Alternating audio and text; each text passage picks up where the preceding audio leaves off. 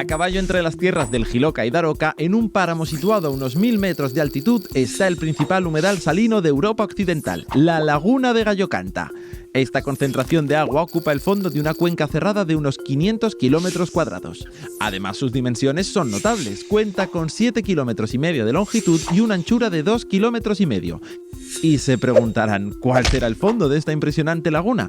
Pues sepan que en periodos lluviosos puede superar los 2 metros de profundidad.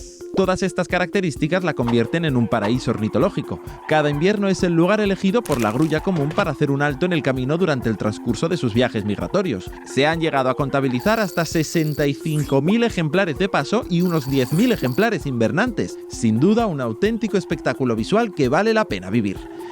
Tanto es así que en 2019 pasaron por el Centro de Atención al Visitante de la Laguna de Gallo Canta casi 7.000 personas y más de 1.000 niños y niñas formaron parte de su programa educativo. Esta laguna, a unos 100 kilómetros de Zaragoza y 95 de Teruel, está incluida en la lista de humedales de importancia internacional del Convenio Ramsar. Sus casi 2.000 hectáreas de reserva natural y sus más de 4.500 hectáreas de zona periférica de protección la convierten en un espacio de valor incalculable para un Aragón orgulloso de contar con lugares tan singulares como Gallo Canta.